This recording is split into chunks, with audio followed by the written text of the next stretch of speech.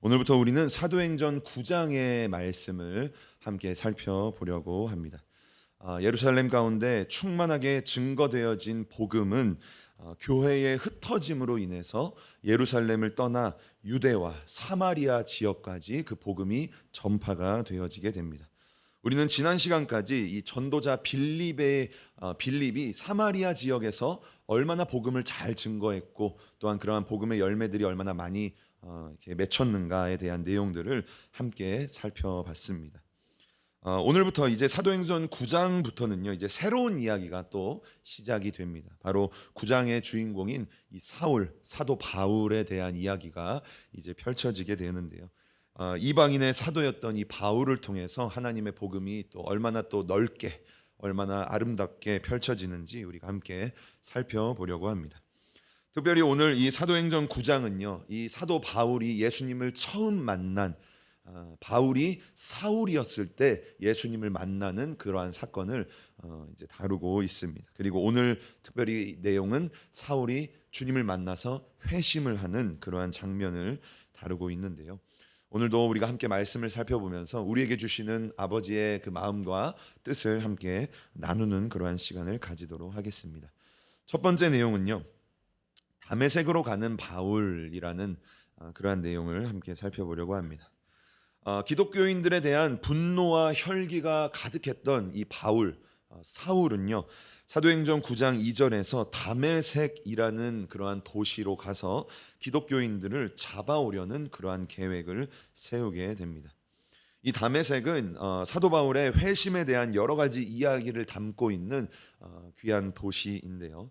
먼저 이 다메섹이 어떠한 도시인가, 어떠한 동네인가, 우리가 함께 좀 배경적인 설명을 먼저 드리도록 하겠습니다.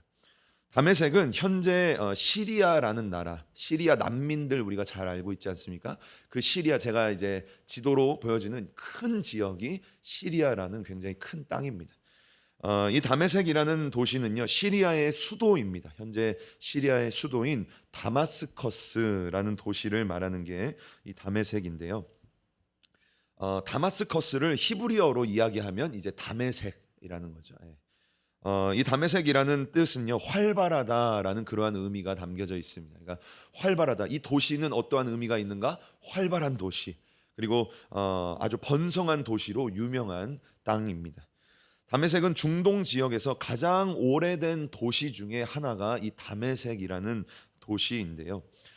중동 지역은요, 대부분 이와 같은 사막, 제가 사막의 그림을 이제 가져왔는데, 중동 하면요 다 이러한 사막밖에 없습니다. 기름진 땅이 거의 없습니다. 그런데 이 다메섹이라는 이 도시는요, 사막이긴 사막 가운데 있는데 어떠한 도시냐면, 이 오른쪽 아래에 보면 어떠한 산을 제가 이제 가져왔냐면 헤르몬산이라는 산, 헬몬산이라고도 얘기하는 그러한 산이 이 사진으로 제가 준비했습니다. 보면은 흰색으로 거의 눈 덮인 산이 이 헤르몬산이에요. 굉장히 높은 곳에 있어서 만년설이 있는. 그래서 이 헤르몬산에서 이 눈이 덮여 있기 때문에 이 눈이 녹으면서 물이 되고 이 물이 모여서 강물이 되는. 그래서 이 다메섹이라는 도시에는 헤르몬산에서 흘러내려오는 강물이 흘렀던 도시가 이 다메섹이라는 도시다라고 할 수 있습니다. 우리가 잘 알고 있는 나아만 장군 있지 않습니까? 이 나아만 장군이 엘리사에게 자신의 그 나병을 고침받기 위해서 찾아옵니다. 엘리사가 이렇게 말하죠. 요단강에 가서 7번 몸을 씻어라 라고 말하니까 이 아람 장군이었던 이 나아만 장군, 이 다메섹이 아람의 또 수도였거든요. 그래서 아람 장군인 나아만이 뭐라고 얘기하냐면요, 열왕기하 5장 12절을 보면 이렇게 말합니다. 다메섹을 가면 강이 있는데 아바나 강과 바르발 강이 이 요단강보다 훨씬 더 깨끗하고 훨씬 더 아름답다. 내가 거기서 씻으면 되지 왜 요단강에서 씻느냐라고 말할 때 이 다메섹에 강이 있는데 아바나 강과 바르발 강이 있다라고 이야기하고 있어요.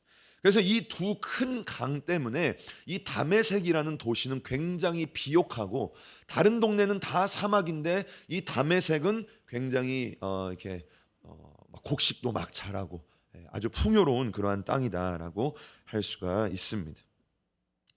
어, 다메섹은요, 예루살렘으로부터 북쪽으로 240km 정도 떨어져 있는 그러한 도시였습니다. 밑에 나와 있는 게 예루살렘이고 저 위쪽에 있는 도시가 이제 다메섹인 것이죠. 사울이 예루살렘에서 다메섹으로 가려면 이 길을 거쳐서, 이 빨간 길을 거쳐서 240km나 되는 길을 지나 다메섹으로 가야 했다라는 것을 우리가 지도를 통해 알 수가 있습니다. 이 다메섹이라는 도시는요, 과거에도 굉장히 상업적으로 부유했던 그러한 도시입니다. 이 아람 왕국의 수도였으니까, 수도는 뭐 아무 동네나 수도가 되지 않죠. 굉장히 번성하고 굉장히 큰 그러한 도시가 수도가 됩니다. 그래서 이 다메섹에는요, 이전부터 많은 유대인들이 거주를 하고 있었습니다. 그러니까 이스라엘이 아닌 다른 동네임에도 불구하고, 다른 나라의 도시임에도 불구하고 많은 유대인들이 이 다메섹에 거주를 하고 있었던 것이죠. 고대 역사가였던 요세푸스는 사도 바울 때로부터 얼마 지나지 않은 AD 66년, 그러니까 로마가 이제 나라를 지배하고 있을 때에 로마 황제 중에 네로 황제라는 사람이 있습니다. 우리가 뭐 한 번쯤은 들어봤을 그러한 사람인데요. 이 네로 황제가 기독교를 굉장히 핍박을 많이 했거든요. 그런데 그때에 다메섹에서만 죽은 유대 기독교인이 무려 1,500명이 이 다메섹 도시에서 학살을 받았다라고 기록을 하고 있습니다. 그러니까 굉장히 많은 유대인들이 그 지역에 거주를 하고 있었던 것이죠. 그리고 오늘 우리가 함께 살펴봤던 사도행전 9장 2절 말씀도 우리가 함께 보면 이렇게 말하고 있어요. 다메섹의 여러 회당에 갈 공문을 이제 요청했다라고 말하는 거예요. 그러니까 다메섹에는요, 유대인들이 거하고 있는데 회당이 한 곳만 있는 것이 아니라 여러 군데의 회당이 있었다. 그만큼 유대인들이 많이 그 땅에 거주하고 있었다라는 것을 우리가 알 수가 있는 것입니다. 그렇기 때문에 사울이 그 먼 곳, 뭐 지금 240km 하면 뭐 가깝게 느껴질지 모르겠지만 옛날에는 굉장히 먼 곳이죠. 그리고 심지어는 국경을 넘어서까지, 대제사장의 그 공문을 받아서까지 그 유대인들을 잡으려고 쫓아갔던 곳이 바로 이 다메섹이라는 도시였다라는 것을 우리가 알 수가 있습니다. 현재 다메섹에는요, 이러한 성경의 여러 가지 사건들을 기념하는 교회들이 세워져 있습니다. 사도 바울이 회심했을 때 말에서 떨어졌다라고 해서 바울 회심 교회라는 그러한 교회도 있고요. 그러니까 바울 낙마 교회, 바울이 말에서 떨어진 그 장소에 교회가 세워졌다라고 해서 그러한 교회도 있고, 또한 바울에게 안수를 해 주었던 이 아나니아를 기념하는 교회, 아나니아 교회라는 그러한 교회도 있고, 또한 사도 바울이 이 다메섹에서 유대인들의 핍박을 피해서 우리가 나중에 살펴볼 거지만 성에서 이제 도망을, 광주리에 타서 도망을 가는 그러한 장면이 있습니다. 그거를 기념해서 바울 창문 교회, 뭐 그러한 바울 광주리 교회, 뭐 그러한 아주 재밌는 그러한 이름을 딴 그것을 기념하는 그러한 교회들도 있습니다. 우리가 나중에 이제 이야기를 살펴보면서 제가 그러한 사진들도 좀 함께 보여드리도록 하겠습니다. 이처럼 이러한 다메섹이라는 이 도시는요, 사도 바울과 성경에서도 많이 언급되어져 있는 도시이고, 특별히 오늘 사도 바울의 회심과 가장 아주 긴밀한 관계를 가지고 있는 도시가 이 다메섹이다라는 것을 우리가 함께 살펴볼 수가 있겠습니다. 자, 이러한 배경적인 지식을 가지고 이제 또 본문의 내용을 함께 좀 살펴보려고 하는데요. 두 번째 내용은, 그렇다면 예수님께서 이 사도 바울을 찾아오셨는데 왜 하필 다메섹에서 예수님이 바울을 만나셨을까, 사울에게 찾아오셨을까 하는 내용입니다. 이 사울은요, 교회를 핍박하는 일에 있어서 가장 선두에 있었던 그러한 인물입니다. 사도행전 8장 3절 말씀을 보면 사울이라는 이 사람이 교회를 어떻게 했다 말합니까? 잔멸했다라고 말해요. 아주 싹 없애버렸다라는 그러한 의미죠. 이 사울이 이러한 일을 감당했다라는 거예요.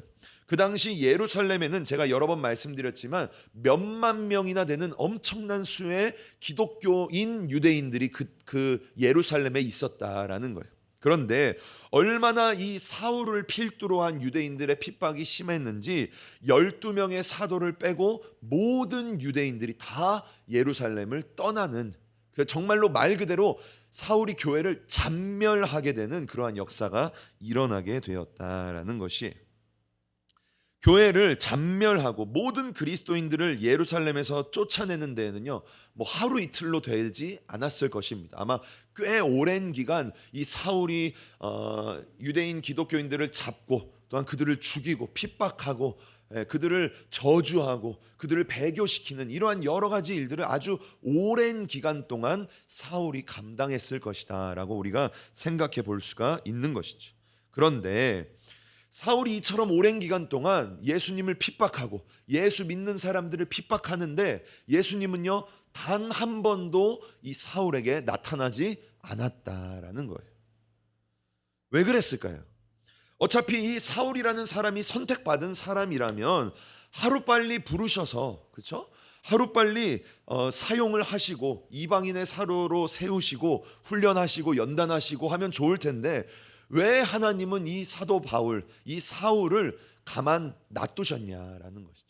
왜 오늘 이 다메섹에 오고 나서야 예수님이 사울을 만나셨냐라는 것을 두 번째 우리가 함께 살펴볼 내용입니다.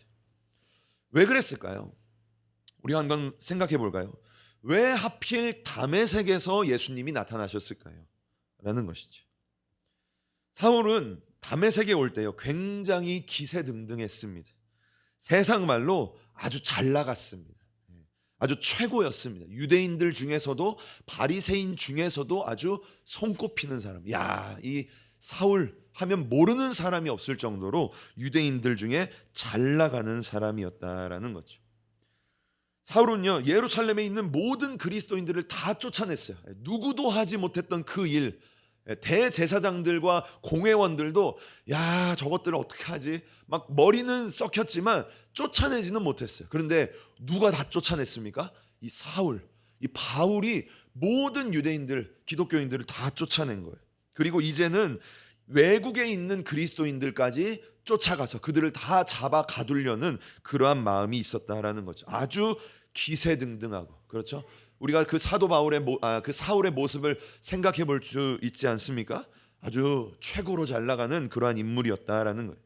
사도행전 9장 1절 말씀을 보면 이렇게 말합니다. 우리 함께 1절 말씀 읽겠습니다. 시작. 사울이 주의 제자들을 대하여 여전히 위협과 살기가 등등하여 대제사장에게 가서. 아멘. 사울은 꽤 오랜 기간 그리스도인들을 잡으려 다녔지만 그는요 지치지 않았어요.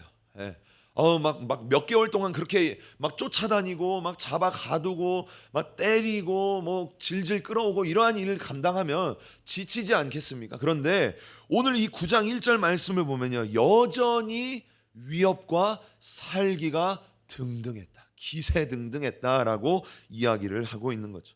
이 사울은요 지치는 것이 아니라 여전히 오히려 그 마음이 막 불과 같이 타올랐다라는 것이에요.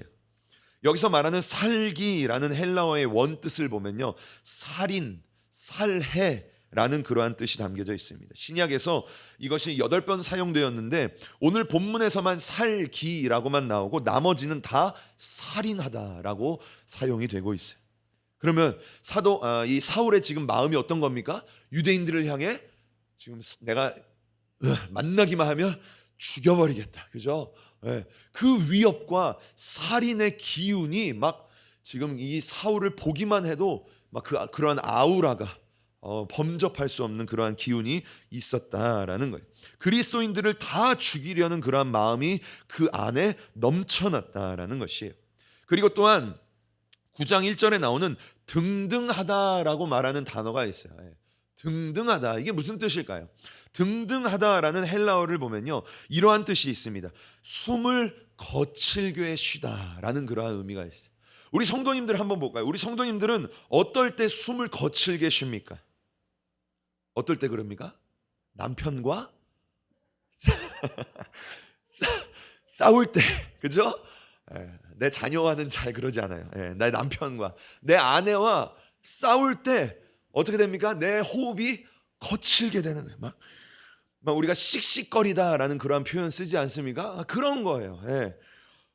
내가 저 남편, 내가 저 아내, 예, 그런 거예요.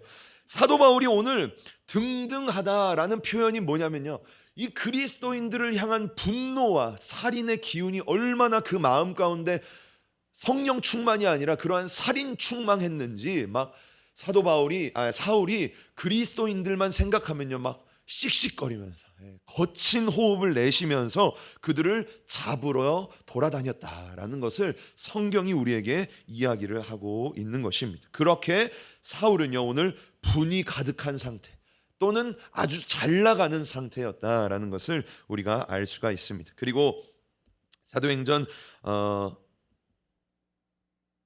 9장 2절이죠. 8장이 아니라 9장 2절 말씀을 보면 이렇게 말하고 있어요. 사울은 다메섹에 가서 믿는 사람들을 다 잡아오려는 그러한 계획을 가지고 있었습니다. 그러한 분노를 가지고 예루살렘은 이제 끝났어요.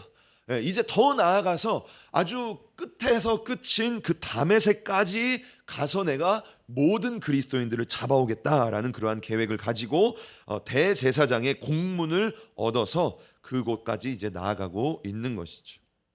오늘 이 다메섹에 가고 있는 이 사울의 모습을 우리가 한번 볼까요? 그 사울의 모습은요, 그 어느 때보다 기세등등하고, 그렇죠? 엄청난 업적이 있지 않습니까? 예루살렘의 그리스도인들을 다 쫓아냈어요. 가장 최고, 가장 잘 나가는 사람, 가장 기세등등하고 가장 열정적인, 가장 그리스도인들을 향한 분노가 넘쳐났던 사람이 바로 이 사울이었다. 다메섹으로 가고 있는 사울이었다라는 것을 우리가 알 수가 있는 것입니다. 예수님은요, 그 때를 기다렸다라는 거예요. 그냥 아무 때나 부를 수 있었어요. 그런데 그러지 않고 사울이 가장 잘 나갈 때, 소위 세상에서 가장 유대인으로서, 바리새인으로서, 그러한 기독교인들을 핍박하는 사람으로서 최고의 자리에 있을 때, 최고의 열정을 가지고 있을 때, 그때의 예수님은 사울에게 나타나셨다라는 것을 우리가 알 수가 있는 것입니다. 예수님은요, 사울에게 나타나셔서요, 사울을 어떻게 하십니까? 완전히 꼬꾸라뜨립니다. 기세 등등 살인 충만했던 그 사울을요, 그냥 한 번에 꼬꾸라뜨리는 그러한 일을 이루십니다. 사도행전 8장 4절 말씀 우리 함께 한 목소리로 읽겠습니다. 시작. 땅에 엎드려져 들음에 소리 있어 가라사대 사울아 사울아 내가 어찌하여 나를 핍박하느냐 하시거늘. 아멘. 여기서 땅에 엎드리다라고 말하는데, 이 엎드리다라는 헬라어 원뜻을 보면요, 엎드려다라는 그러한 의미도 있고 또 하나는 떨어지다라는 의미도 있습니다. 그러니까 사울이 지금 다메섹에서 막 달려가다가 그 빛을 딱 받고 땅에 떨어졌다라고 이야기하고 있는 거예요. 그 당시 교통수단은요, 먼 거리를 갈 때는 걸어가지 않았습니다. 좀 웬만한 거리는 걸어가거나 나귀를 타거나 했지만 굉장히 먼 거리는 나귀도 타지 않고 말을 주로 타고 이제 다녔다라는 것을 알 수가 있어요. 예루살렘에서 다메섹이 200km가 넘는 거리이기 때문에 아마 이 사도 바울은 말을 타고 그 다메섹으로 가지 않았을까라고 생각을 합니다. 그래서 이 사울에 대한 회심의 그러한 장면들을 많이 이제 그림으로 그린 화가들이 있는데, 많은 사람들이 대체로는 잘 보일지 모르겠지만 말에서 사울이 떨어지는 그러한 장면을 많이 이렇게 묘사를 합니다. 이 그림도 사울이 지금 말에서 떨어지는, 저 위에 예수님이 십자가를 들고 이제 이렇게 사울에게 말하고 있는 거고요. 그 다음 장면은 이 장면도 잘 보이실지 모르겠지만 동상인데요. 말에서 사울이 떨어지는 그러한 이 낙마상이라고 합니다. 사울 낙마상이라고 말하는데, 이처럼 많은 사람들이 이제 사울이 말에서 떨어지는 그러한 장면들을 많이 묘사를 하고 있습니다. 예수님은요, 그 대단했던 사울, 세상적으로도 잘 나가고 그 기세 등등 아주 자신만만, 걸리기만 하면 다 모든 그리스도인들을 다메섹에서 200km 넘는 예루살렘으로 내가 다 잡아드리겠다라고 말하는 그러한 자신만만한 사울 앞에 그를요 한순간에 꺾어버리셨다라는 것을 우리가 알 수가 있습니다. 사도행전 9장 8절 말씀을 보면 오늘 말씀에 오늘 이야기에 이 사울의 마지막 모습이 어떻습니까? 9장 8절을 보면요, 그는 아무것도 보지 못하고 그저 사람들의 손에 끌려서 다메섹에 들어갔다라고 말하고 있어요. 예루살렘에서 사울이 출발할 때는요, 아주 기세등등하게 군사를 이끌고 모든 그리스도인들을 다 잡아들일 그 유대인들과 함께 말을 타고 기세등등하게 다메섹으로 갔다라는 거예요. 그런데 예수님을 만나고 한순간에 꼬꾸러진 이 사울이 다메섹에 어떠한 모습으로 지금 들어갑니까? 아무것도 보지 못하고 그저 사람들의 손에 끌려서 다메섹에 들어가게 되었다라는 것이, 우리 성도님들, 우리는 오늘 이 사울의 두 가지의 모습을 보면서 무엇을 볼 수가 있습니까? 무엇을 느낄 수 있습니까? 기세등등했던, 위협과 살기가 충만했던 그러한 사울의 모습, 하지만 완전히 낮아져서 아무것도 하지 못하고 사람의 손에 끌려가는 이 사울의 모습이다라는 거죠. 저는 이 두 가지의 사울의 모습을 보며 베드로전서 1장 24절의 말씀이 생각났습니다. 우리 함께 베드로전서 1장 24절 말씀 한 목소리로 읽어보겠습니다. 시작. 그러므로 모든 육체는 풀과 같고 그 모든 영광이 풀의 꽃과 같으니 풀은 마르고 꽃은 떨어지되. 아멘. 저는요, 이 사울의 모습을 보며 참 허무하다라는 생각을 했어요. 그 잘난 맛에 살았던 사울인데, 그 30대 청년이라고 많이 학자들이 이야기하거든요. 그 기세등등했던 그 사울이 하나님 한번 만나니까, 예수님 한번 만나니까 그렇게 인생의 모든 그러한 영광과 권세와 능력이요 한순간에 다 꼬꾸라지는 그러한 장면을 보게 되는 거죠. 그리고 아무것도 보지 못하고 그저 더듬으면서 사람 손에 끌려가는 그러한 사울의 모습을 보는 것입니다. 성경은 이렇게 말합니다. 우리 모든 인간은요 풀과 같은 존재다라고 말해요. 그리고 우리의 모든 인간의 영광, 모든 인간의 권세와 능력과 우리가 대단하게 생각하는 그 모든 사람들의 영광은요 꽃과 같다라고 이야기를 하는 거죠. 그리고 마지막 본문을 보면요, 풀은 마르고 꽃은 떨어진다. 그 모든 것들은 금방 사라진다, 아무것도 아니다, 시들어 버린다라고 성경이 우리에게 이야기를 하고 있는 것입니다. 우리는 오늘 이 말씀을 보면요 두 가지를 생각할 수 있습니다. 첫 번째는, 아무리 우리 인간이 대단해 보이고 우리 인간이 가진 권세와 능력이 엄청난 것처럼 보인다 할지라도 그것이 하나님 앞에서는요 아무것도 아니다라는 것이, 그렇죠? 우리가 생각하는 그 사람들의 권세, 그 높은 사람들이 가지고 있는 그러한 영광, 하나님 앞에서는 아무것도 아니다. 오늘 사울이 그랬죠. 사울이 대단한 것 같았지만 예수님 한 번 만나니까 그냥 꼬꾸라지는 그러한 모습이 보여진다라는 것입니다. 하나님이 없으면 그 대단한 인생도 그저 시들어지는 풀과 같다라는 것이, 인간의 모든 영광과 권세도 하나님이 없으면 꽃과 같이 떨어져 버리는구나, 한순간에 떨어지는구나 라는 것을 보게 되는 것입니다. 그게 첫 번째 오늘 교훈이고요. 두 번째 내용은 무엇입니까? 반대의 내용입니다. 반대로 우리의 인생이 아무리 보잘것없고 가진 것 없고 볼품이 없어도 그것도 역시 하나님 앞에서 아무것도 아니다라는 거예요. 인간의 영광이 아무것도 아닌 것처럼 우리가 보기에 사람들의 인생이 볼품없고 가진 것 없고 형편없어 보여도 그것도 또한 하나님 앞에서는 아무것도 아니다라는 거예요. 그저 그 인생 가운데 하나님만 있으면, 그렇죠?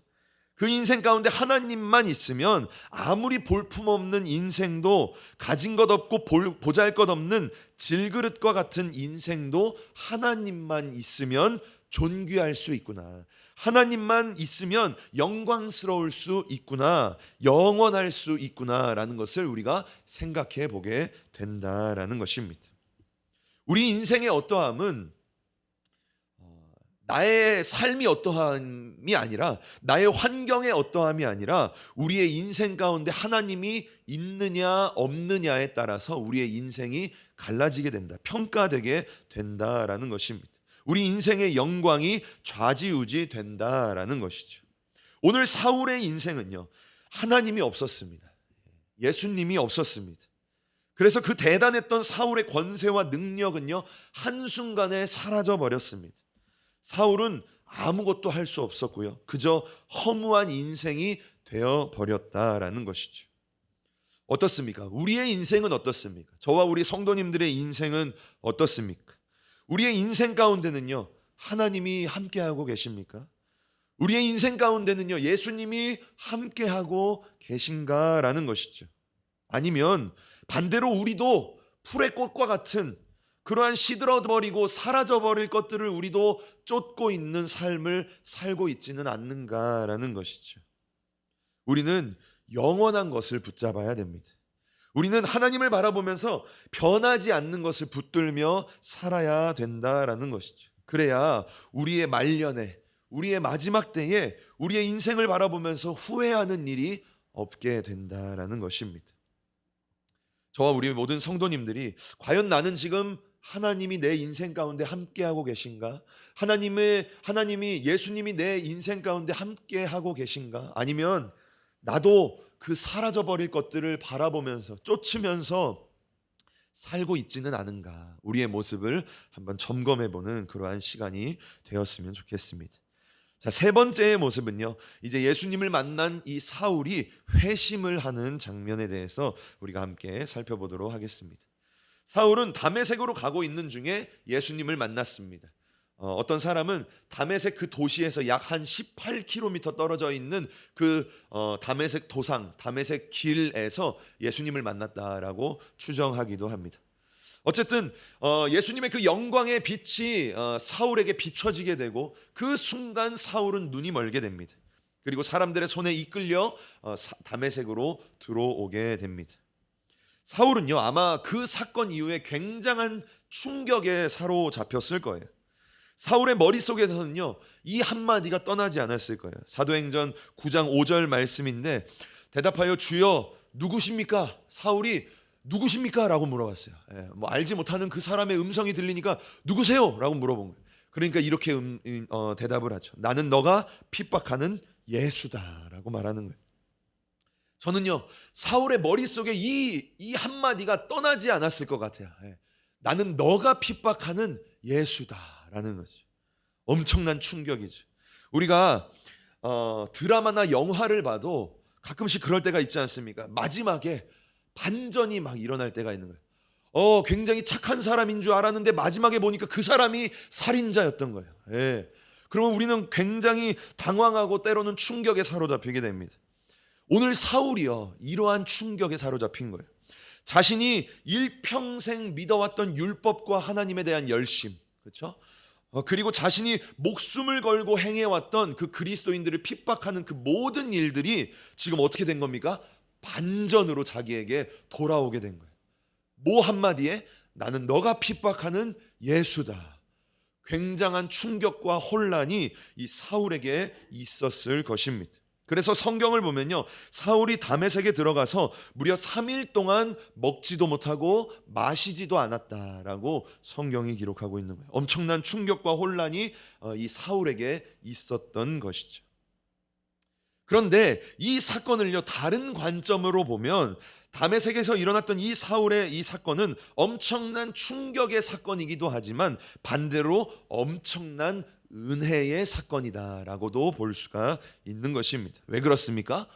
오늘 사울이 이 다메섹 도상에서 누구를 만났어요? 예수님을 만났기 때문이죠.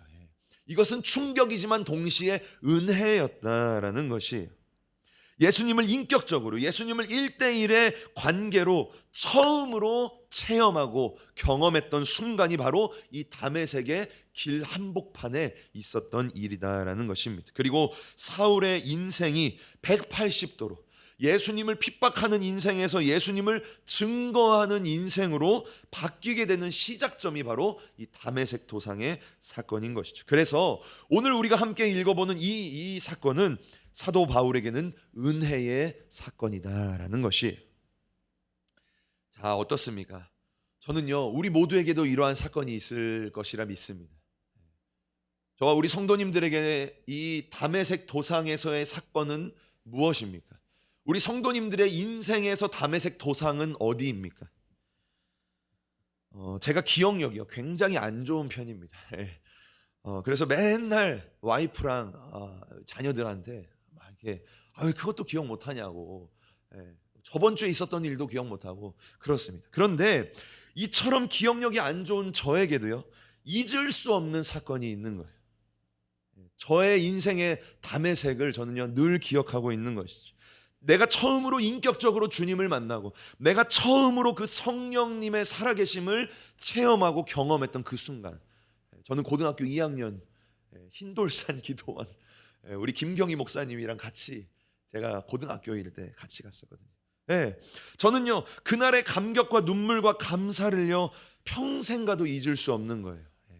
뭐 다른 건 기억나지 않아요. 뭐 언제 갔는지도 기억나지 못하고 뭐 거기서 무슨 말씀을 들었는지 뭐 뭘 했는지 아무것도 기억나지 않아요. 그냥 그때 그 장면, 그냥 이렇게 딱 그 한 장면만 제 마음 가운데 평생에 남겨져 있는 사건이다라는 거죠.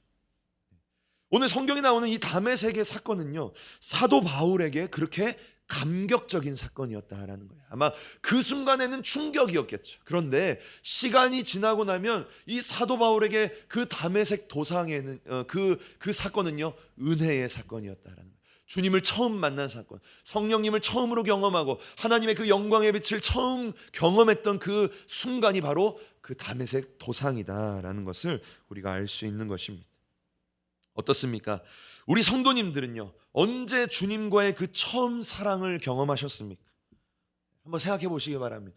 언제 성령님을 처음으로 체험하고 느껴보셨습니까?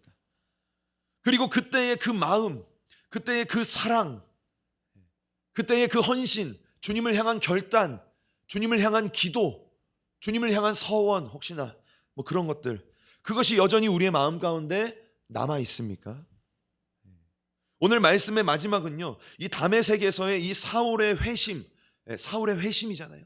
사울이 돌이키는 순간이잖아요. 그 사울의 회심을 보면서 우리의 그 회심의 순간, 나는 언제 회심했는가, 그것을 한번 좀 생각해보고 말씀을 마치려고 합니다. 우리 성도님들은 언제 그 주님을 경험하셨습니까? 언제 그 주님을 향한 그 처음 사랑을 경험하셨습니까? 아마 그것이 여전히 우리 마음 가운데 남아있다면 너무나 감사한 일이지만 시간이 지나고 5년, 10년, 뭐 20년 이렇게 세월이 흐르다 보면 그 주님을 향한 마음, 그 주님을 향한 그 기억이 조금 희미해지기도 합니다. 그런데 그러한 처음 사랑이 희미해지어 가는 우리를 향한 경각심을 주는 말씀이 있죠. 그 말씀을 우리가 함께 살펴보고 말씀을 마치려 하는데 바로 요한계시록 2장의 말씀입니다. 우리가 너무나 잘 알고 있는 말씀인 거죠. 요한계시록 2장과 3장을 보면요 예수님께서 친히 편지를 쓰는 그러한 장면이 있습니다. 아시아에 있었던 7교회에 예수님이 친히 편지를 쓰시는데 그 중에 계시록 2장 첫 번째로 등장하는 교회가 바로 에베소 교회입니다. 에베소 교회. 에베소 교회는요 굉장히 칭찬이 많은 교회였습니다. 요한계시록 2장 2절과 3절 말씀을 보면 그 칭찬이 나와 있는데요. 우리 함께 에베소 교회가 무슨 칭찬을 받았는지 한 목소리로 읽어보도록 하겠습니다. 시작. 내가 내 행위와 수고와 내 인내를 알고 또 악한 자들을 용납지 아니한 것과 자칭 사도라 하되 아닌 자들을 시험하여 그 거짓된 것을 내가 드러낸 것과 또 내가 참고 내 이름을 위하여 견디고 게으르지 아니한 것을 아노라. 아멘. 에베소 교회는요 굉장히 칭찬이 많은 교회입니다. 예수님이 그 교회를 칭찬하니까 그 칭찬은 정말 진짜 칭찬이겠죠. 뭐라고 칭찬합니까? 에베소 교회에 그들의 행위가 대단했고 수고와 인내와 또한 그들이 악한 자를 용납하지 않고 거짓된 사도들을 드러낸 것을 예수님이 기억한다라고 말합니다. 그리고 2장 3절 말씀을 보면 주님의 말씀을 위해 그들이 참고 인내하고 또한 게으르지 않고 성실했다라는 것을 예수님이 에베소 교회 성도들에게 칭찬하고 있는 거예요. 와, 놀랍지 않습니까? 저는요 이 정도 칭찬만 받았어도 참 좋을 것 같아요. 주님의 보좌 앞에 나아갔을 때, 주님을 만났을 때 요 정도만 칭찬을 받아도 야 대단하다라고 생각할 것 같아요. 그런데 에베소 교회에 이러한 수많은 칭찬들이 있는데 단 한 가지의 책망이 있었습니다. 그것은 그들이 처음 사랑을 버렸다라는 거예요. 요한계시록 2장 4절 말씀 우리 함께 읽어보겠습니다. 시작. 그러나 너를 책망할 것이 있나니 너의 처음 사랑을 버렸느니라. 아멘. 처음 사랑을 버렸다라고 이야기하고 있는 것이죠. 에베소 교회 성도들이 주님을 위해 수고하고 인내하고 진리를 지켜내고 성실하고 이 모든 모습들이 다 좋았는데 주님을 향한 처음 사랑, 성도와 이웃들을 향한 그 처음 사랑을 버렸다, 잃어버렸다라고 예수님이 책망을 하고 있는 것입니다. 에베소 교회의 이 모습은 누구의 모습일까요? 우리의 모습일 수 있다라는 거예요. 우리도 에베소 교회와 같을 수 있습니다. 신앙의 연수가 쌓이면서 교회의 분위기와 문화가 익숙하고 말씀과 기도가 너무나 친밀하고 교회의 봉사와 헌신하는 그 모습들이 우리에게 능숙해져 갈수록 그 안에 담겨져 있는 우리의 마음은요, 식어질 수 있다라는 거예요. 그렇죠? 우리가 처음 주님께 11조를 하고 우리가 처음 주님 앞에서 대표 기도를 하고 우리가 처음 주님께 그 귀한 직분을 내가 받았을 때는요, 정말 기도하면서 두렵고 떨리는 마음으로, 우리 성도님들 혹시나 뭐 대표 기도한 그러한 기억들이 있습니까? 처음 대표 기도할 때 막 그냥 뭐 생각 없이 왔다가 그냥 나와서 기도하셨습니까? 아마 그러지 않았을 거라 생각해요. 고민하고 야 이거 뭐 기도해야 되지? 모르면 막 전도사님한테 물어보고 아마 뭐 그러지 않았을까 생각해요. 우리의 처음 모습, 처음 신앙은요 그러한 모습이었다라는 거예요. 그러한 신앙이었다라는 거예요. 그런데 시간이 점점 지나면서 그 안에 담겨진 우리의 마음이 점점 사라지게 되었다라는 것이죠. 그 처음 모습과 비교할 수 없을 정도로 우리의 기도는요 아주 현란합니다. 말씀에 대해서도 너무나 잘 알아요. 우리가 교회에서 헌신하고 있는 그 모습들 너무나 능숙하게 다른 사람들에게 이제는 가르쳐 줄 수 있을 정도로 우리는 능숙하게 교회에서 모든 일들을 감당합니다. 그런데 그 안에 두렵고 떨리는 마음, 그렇죠? 주님을 향한 경외하는 그 마음, 그렇죠? 야, 이거 어떻게 하면 내가 하나님의 성전을 잘 섬길 수 있을까? 나에게 맡겨주신 이 집사의 직분, 권사의 직분, 전도사, 강도사, 목사의 이 직분 내가 어떻게 해야 감당하면 좋을까? 하나님, 저는 능력이 없는데 주님 도와주세요. 이 기도 우리 안에 사라지고 있다라는 거예요. 점점 없어지고 있다라는 거예요. 너무나 잘하는데 그 마음이 없어지고 있다라는 거예요.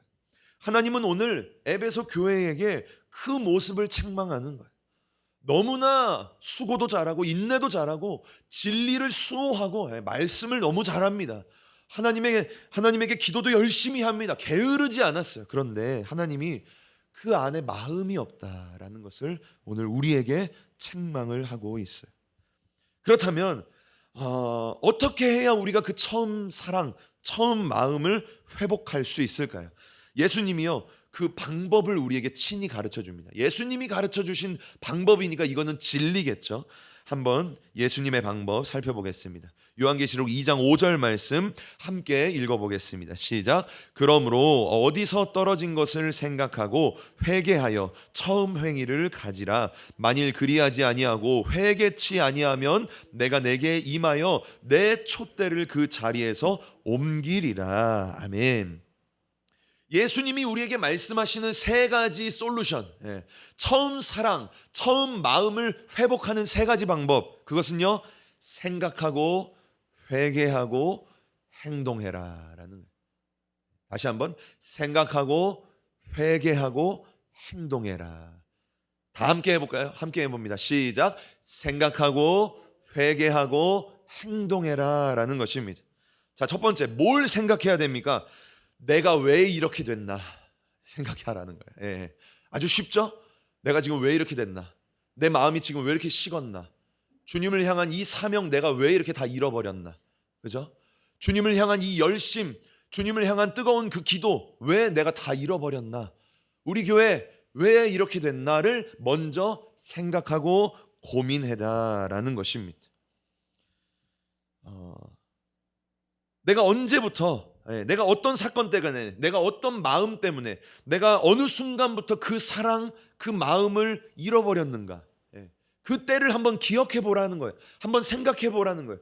내가 언제부터 이렇게 하락세를 걷게 되었지?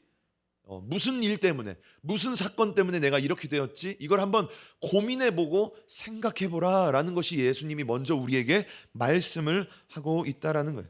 나의 문제가 무엇인지, 나의 연약함이 무엇인지, 내가 자꾸만 걸려 넘어지는 것이 무엇인지 그것을 먼저 생각해 봐라라는 것을 예수님이 말씀하는 거죠.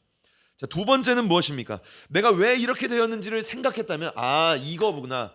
내가 이때부터 그랬구나. 내가 이 사람과 이렇게 싸우고 나서 뭐 그랬구나. 뭐 이런 어떠한 일들이 생각났다면 그 다음에는 뭘 해야 됩니까? 회개해야 된다라는 거예요. 하나님 앞에. 내가 잘못했든 안 했든 그거와 상관없이 주님 앞에 그 연약함과 문제를 가지고 회개해야 된다라는 것이죠. 회개는요, 단순히 주님 제가 잘못했습니다, 주님 용서해 주세요가 아닙니다. 더 나아가서 회개라는 것은요, 돌이키는 것을 말하는 거죠. 탕자가 그 아버지의 집을 생각했습니다. 돌아가야겠다. 근데 거기에서만 머물지 않았어요. 어떻게 했습니까? 돌아갔다라는 거예요. 행했다라는 것을 말하고 있는 거죠. 이처럼 우리의 연약함과 문제와 죄를 우리가 알게 되었다면 이제는 돌이켜야 된다라는 거예요. 그 죄의 행위를 버려야 된다라는 거예요. 끊어야 된다라는 거예요. 하나님께로 돌아가야 된다. 그것이 회개다라는 것이죠. 그리고 세 번째의 모습은 무엇입니까? 행동해라라는 거예요. 뭘 행동해야 됩니까? 2장 5절 말씀을 보면요, 처음 가졌던 그 행위를, 처음 가졌던 그 마음을 행동으로 가져라라고 이야기를 하고 있어요. 우리가 신앙이 떨어지게 되면요, 뭐가 가장 드러나는지 아십니까? 내가 신앙이 떨어지게 되면요, 내가 가지고 있는 일들을, 그게 특별히 교회에서죠, 내가 행했던 그 일들을요 하나씩 내려놓게 돼요. 그렇죠? 내가 이것도 맡았고, 내가 이것도 했고, 뭐 내가 교사도 했고, 우리 교회는 교사가 없지만 뭐 이 일도 했고 저 일도 했고 뭐 이랬어요. 그런데 내 신앙이 떨어지게 되면 가장 먼저 나타나는 게 그걸 이제 하나씩 주님 앞에 이제 갖다 놓는 그 모습이 가지게 된다라는 것이에요. 근데 그게 내가 하락세를 걷게 된 이유일 수도 있는 거죠. 뭐 그건 하나님이 아시는 거지만 그 처음 모습을 되찾아라라는 거예요. 그 처음 모습을 되찾아라라고 이야기하고 있는 거죠. 나의 연약함과 문제를 알았고 이제 주님 앞에 회개를 했다면 다시 그 행동을 행함으로 주님 앞에 나아가라라고 예수님이 그 에베소 교회에게, 또한 우리에게 이야기를 하고 계시다라는 것입니다. 주님을 처음 만났을 때의 그 마음, 그 열정, 그 사랑과 헌신, 그것을 회복할 수 있도록 행동으로 옮겨라라고 성경이 우리에게 이야기를 하고 있습니다. 자, 우리가 어떻게 처음 사랑을 회복할 수 있습니까? 먼저는 생각하고, 내가 왜 이렇게 됐는가 생각하고, 두 번째는 회개하고, 그리고 다시 그 내가 놓았던, 내가 주님을 떠났던 그 모습을 행동으로 옮겨라라고 성경이 우리에게 이야기를 하고 있습니다. 그렇게 된다면 우리에게 잃었던 그 처음 사랑, 그 처음 마음을 회복할 수 있다라고 성경이 이야기를 하고 있습니다. 자, 말씀을 맺겠습니다. 오늘은 다메섹에 일어났던 이 사울의 회심에 대한 내용을 우리가 살펴보면서, 사울이 오늘 주님을 처음 만났거든요. 우리도 주님을 처음 만났을 때가 있었다라는 거예요. 먼저는 우리가 그때가 언제인지를 좀 기억하자라는 거예요. 한번 오늘 설교의 제목이 그때를 기억하십니까? 라는 거예요. 우리 성도님들 주님을 처음 만났던 그때, 뜨거웠던 그때, 주님과 막 주님 없으면 나 못 살아요 라고 막 고백하면서 살았던 그때 기억하십니까? 라는 것입니다. 우리가 그거를 먼저는 기억했으면 좋겠다. 그리고 그것을 우리가 한번 회복하기 위해 노력했으면 좋겠다라는 거예요. 어떠한 노력이 필요합니까? 첫 번째는 생각하고, 두 번째는 회개하고, 세 번째는 행동으로 옮겨야 된다. 그럴 때 주님이 우리에게 회복하셔야 되죠. 그렇죠? 내가 어떻게 한다고 그게 막 솟아나는 게 아니라 주님이 부어 주셔야 내 안에 사랑도 생겨나고, 주님이 부어 주셔야 내 안에 헌신도 회복되고, 주님이 부어 주셔야 내 안에 기도도 뜨거워지고, 말씀도 다시 보게 되고, 하나님을 향한 열심과 봉사와 사명이 내 안에 다시 한번 불이 뜨 일어나게 된다라는 것입니다. 오늘 우리가 그때를 한번 기억하면서, 하나님, 그때 정말 좋았는데요 라고 끝나는 것이 아니라, 그때 정말 좋았는데요 또 제가 줬고 싶습니다. 제 인생 가운데 제2의 다메섹 도상을 제가 한번 경험하고 싶습니다. 주님, 저를 만나주세요 라는 그러한 기도의 자리까지 우리가 나아갔으면 좋겠다라는 것입니다. 오늘 말씀을 우리가 기억하면서 우리가 기도할 때에, 하나님, 오늘 이 이름 말씀을 우리에게 주셨는데, 하나님, 제가 그 말씀 붙들고 나아갑니다. 내가 언제 주님께로부터 떨어졌는지 그걸 좀 기억하게 하시고, 성령으로 깨닫게 하시고, 그리고 성령으로 회개하게 하시고, 다시 성령의 능력으로 돌아갈 수 있는 우리 모두가 될 수 있게 달라고 우리가 함께 기도했으면 좋겠습니다. 주님의 그 처음 사랑, 그 처음 마음을 회복할 수 있기를 주님의 이름으로 간절히 축복합니다.